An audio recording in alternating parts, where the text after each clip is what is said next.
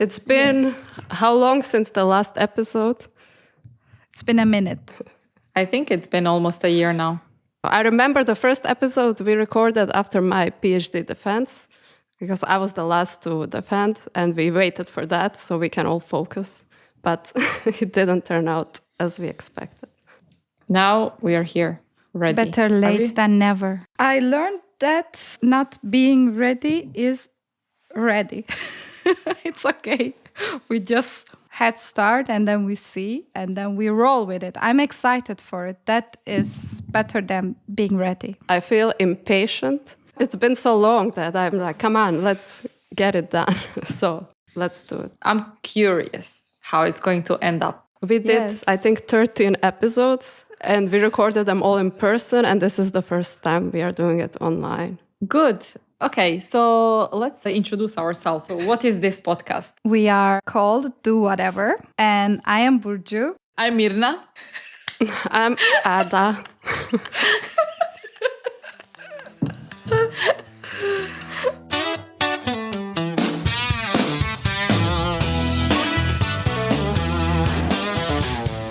This feels like an AA meeting that we did something wrong and we are here to confess. Maybe we can confess we've been too much perfectionist in this process of the podcast. That for sure. What is the thing that you were scared of? What were you thinking when we started and why we didn't deliver all these episodes? We tried many different things, many setups. We talked about so many topics, but we feel like it's not good enough. What will make this good enough? I don't know, just the decision that you have to do it. No, we will not have time to process it. Yes.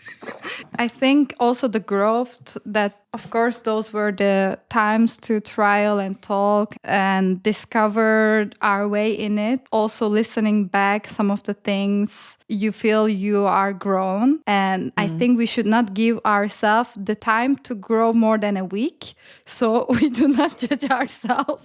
We just put it out there and then it's okay. Well, it didn't happen in the time that it really didn't need it to happen. Nothing can be perfect ever, but at least you start with something and then you go through the whole process and then you have some experience with it and then you become brave just to go and jump. I also really believe that three of us have a very strong intuition and we go also with that. We were just not talking about the elephant in the room, but all of us had this thought, maybe it's not good enough. And now I think we're all three ready, maybe scared as well, but we are all three ready just to let it go. Basically, do whatever.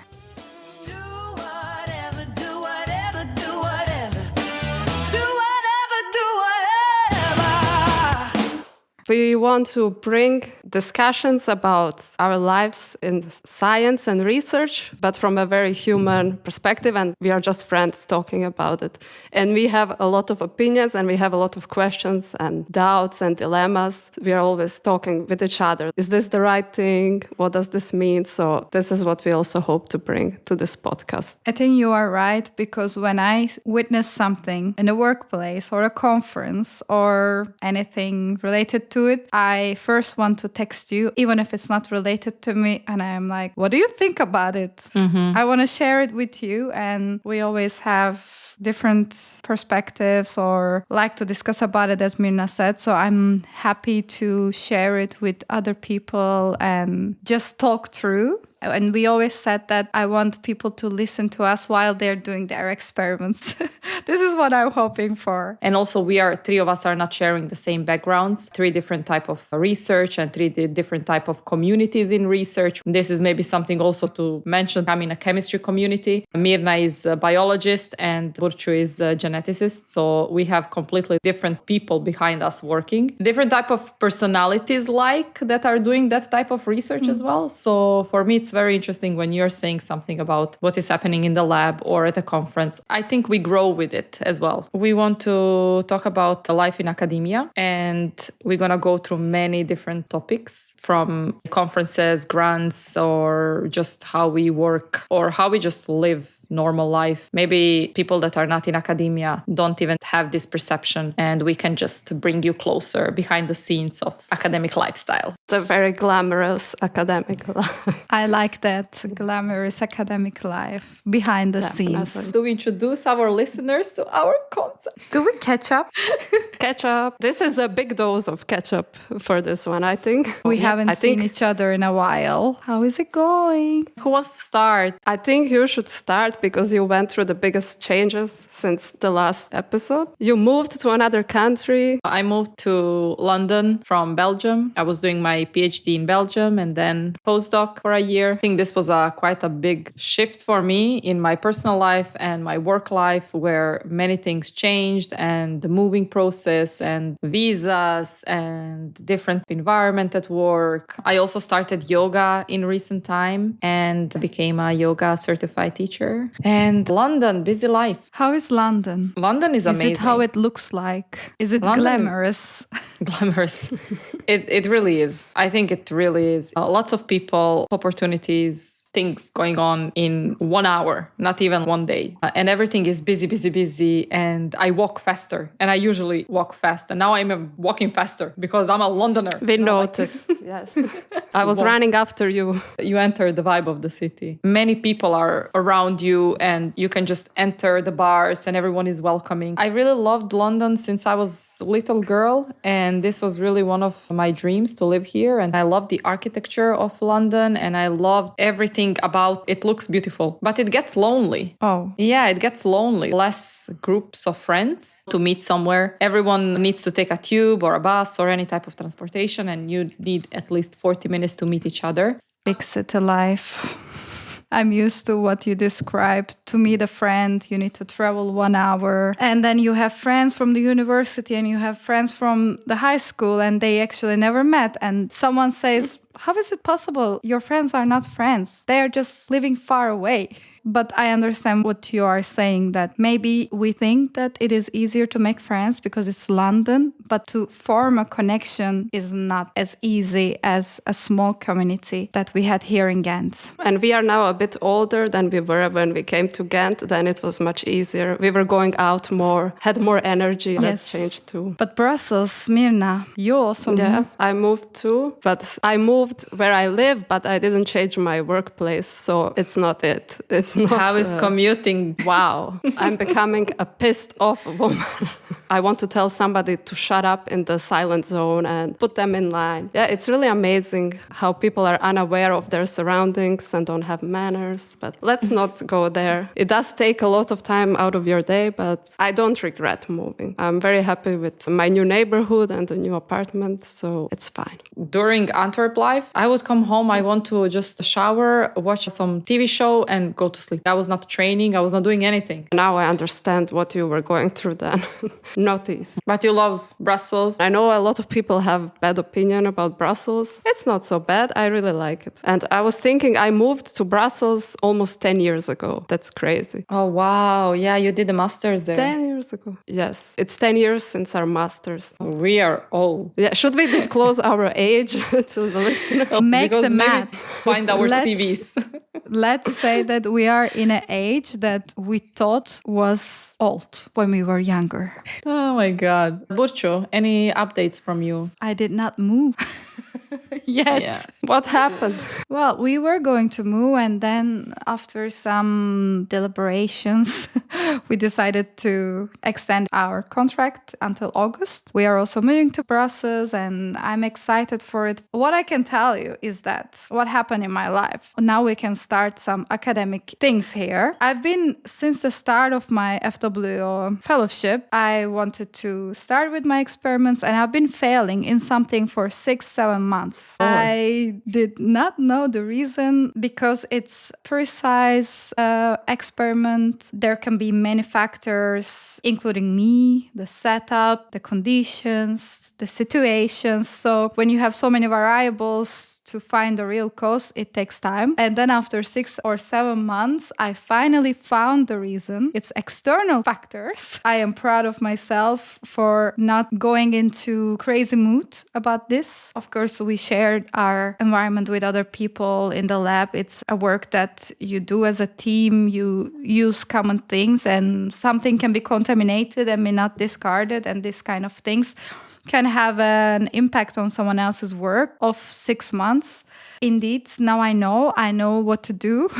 Fresh start. I'm happy I know the reason now and I can move forward. This is the really highlight of my last 6 months. It's kind of a closure, and that's a part of the academic life we conduct. It's a lot of fails and trying to find your way back in, not giving up, and that's what happened. The biggest problem in many work environments is communication, and not just work environments, any environment. And it's fine. I mean, some people are maybe more upfront, maybe some are not. Some people know exactly how to handle situations or conflicts, some people don't. And we can go on so many ways now to just name ways of how people handle situations. If we talk about the communication in workplace, I think that everyone should go through a course. Just communication skills in workplace, I think everyone should have once a year. I hope universities are listening. That's what we need.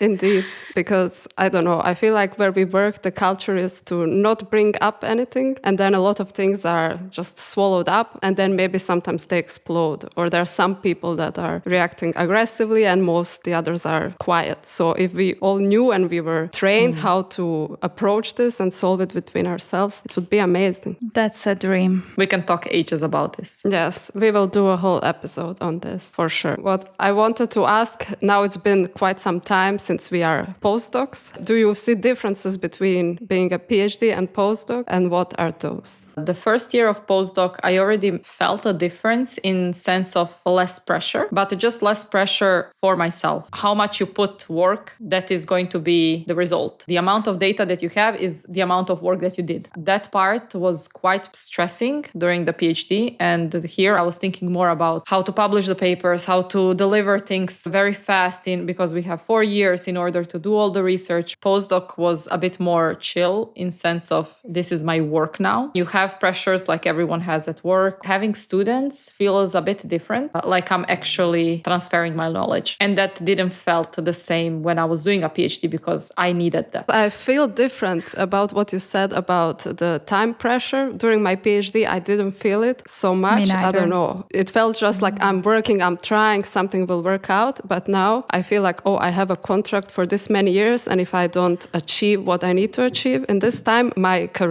academic career is over. Ouch. That is quite extreme. Rather extreme.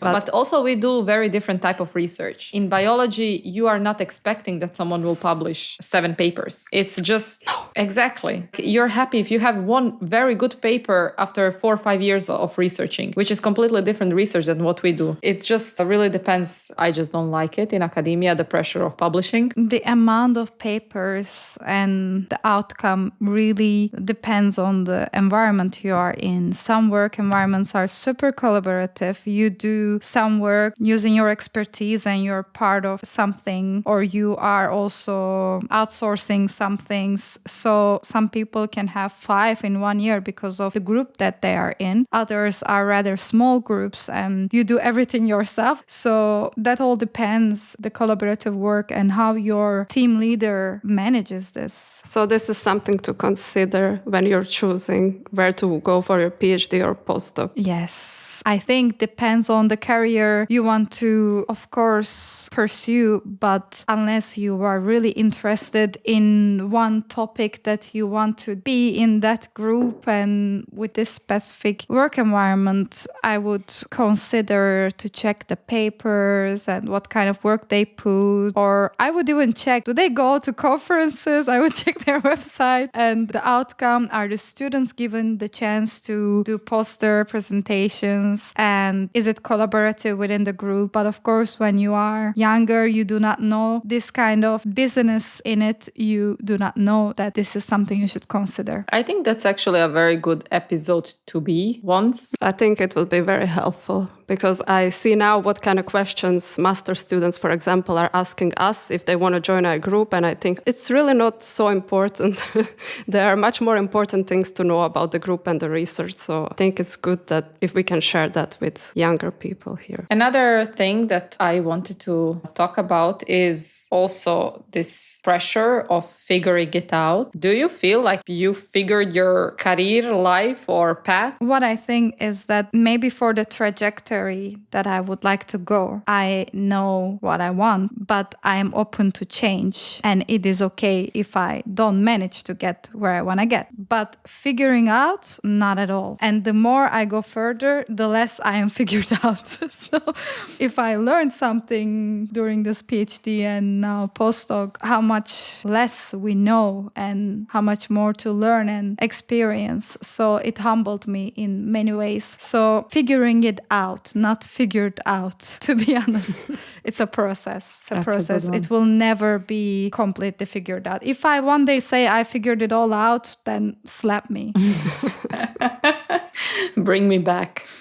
To come back to our episodes that we were also recording last year, and we always thought of it how something needs to be perfect and we need to come to a certain type of version in order to even put it out. This didn't happen until, okay, now we are recording it again. Let's hope we publish this one.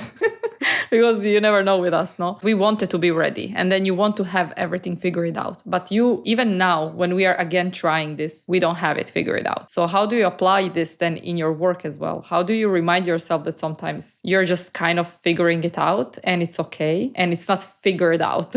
I think to understand that, you need to know how you deal with fails and changes and evolving and all of it together, growing. Well, I think I prefer to do something even though I don't have it figured out, because I'm really afraid of some way of stagnation and not doing something and just standing in the same spot or going in circles. So I think I would rather handle a failure than not do it. But that's my personality. When was the last time that you were really proud of yourself? With work, I think last year.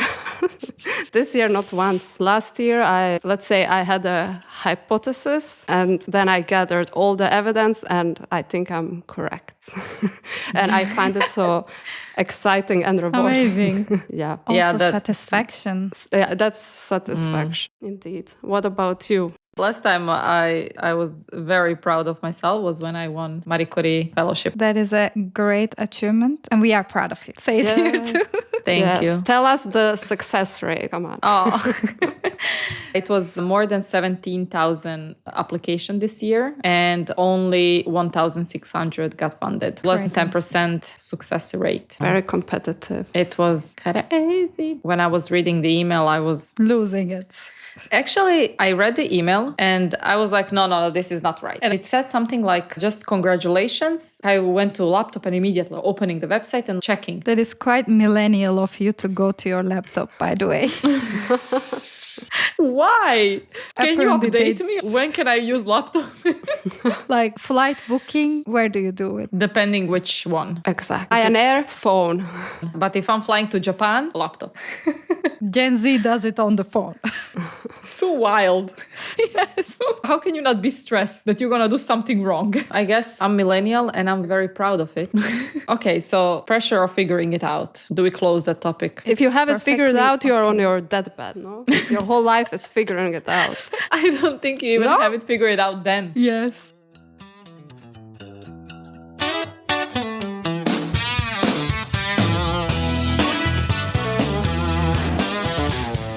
The listeners will have the idea of what is going to happen in the next episodes. We didn't figure it out which episode is next. We're going to do it behind the scene and you're going to find out as well later.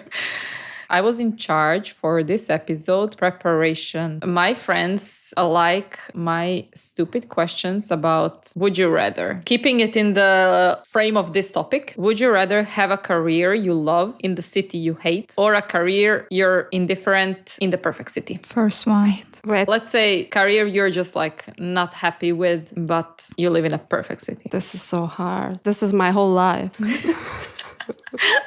She feels personally. Do you want to say where are you now? Either I'm in limbo. I'm or. Yes, I'm or. Indeed. Yeah, this I don't have figured out. Let's say that. Is that okay? Yeah, that's fine. Okay, the next one. Would you rather stay close to everyone you love but never reach your potential, or reach every goal but be very far from everyone you love? You cannot see them for years. Burcu Second. is crying. This is horrible. Close to family. Yeah. And I think this is not very reach. hard for you to decide. yes, it is very hard. Okay, next one. Would you rather feel everything too deeply forever in your work, or feel nothing at all? Like whatever you do, you just Well, don't care you- about anything. I already will feel say- too deeply. It's I already would say hard. that I would rather take that too. And then hopefully I can handle those emotions or hide them at least. I will figure it out how to hide them. Yes. That was hard one. We so- already struggled. Let us know what you think, and would you choose anything, or you are at the or? We're gonna post also these on our socials, and we will put also the option or. So we make it fair that it's not just us not being able to choose. I'm so happy that we did this. Yes. It was very nice to catch up and let this start, and we roll with it, and very proud of us as well. And I'm happy we're doing it together, and I'm sure it will be a warm space for many conversations to come and go and welcome other people. Per reach. I'm so tired. Why are you crying? I don't know, because it was like perfectly said. It's so stupid. Anyway, we are Burcu, Mirna, and Ardiana, and this is Do Whatever. Do whatever. Do whatever, do whatever. Do whatever, do whatever. This is quite embarrassing. Okay. Should I stop? Bye. See you next time. See you. Bye. Bye. Do